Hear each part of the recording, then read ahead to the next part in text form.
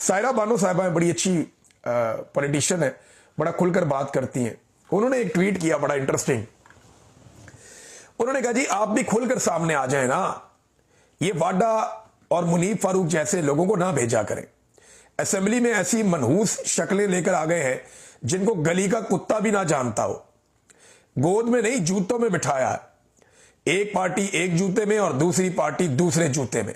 ये जनाब एस्टेब्लिशमेंट को सायरा बानो साहिबा ने मशवरा दिया कि आप ही आ जाओ।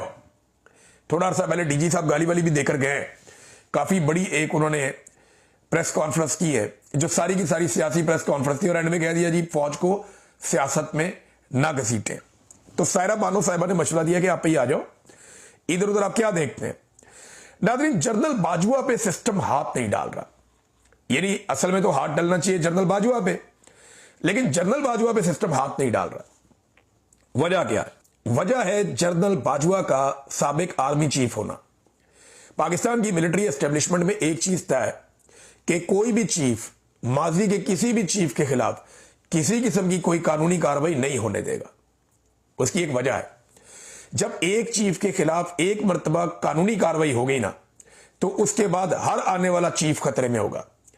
और जो शख्स आज नौकरी पे वो कभी नहीं चाहेगा कि मुस्तकबिल में उसे किसी किस्म के मुकदमे का सामना करना पड़े। ये है सादी सी बात। और इसका आप अंदाजा यहां से लगा लेना कि आसिम मुनीर साहब ने तो इस्तिस्ना तक कबूल कर लिया कि फ्यूचर में मुझे कोई मुकदमा मेरे सामने ना आ जाए। तो क्या जनरल बाजवा के खिलाफ केस नहीं चलेगा? तो सादी बात यह है कि जब तक अवाम नहीं चाहेगी नहीं चलेगा। वो अवाम को डंडे के साथ ही चलाना पड़ेगा, क्योंकि जनरल बाजवा ने अपने मुंह से कहा और मैंने अपने कान से सुना।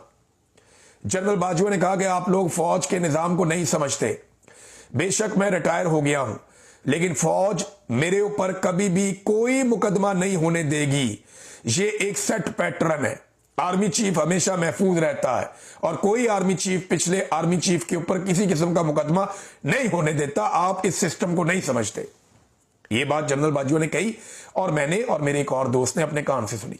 फोन पे वो बात कर रहा था, मैं सुन रहा था और मैंने ये सारा कुछ सुना। अब मामला ये है कि हर कोई अपने बड़े की कुर्बानी दे देता है। पॉलिटिकल पार्टीज जो है अपने लीडरों को जेलों में जाने देते हैं। पुलिस का कोई आईजी है उसको उठा के जेल में डाल दो, हो जाता है।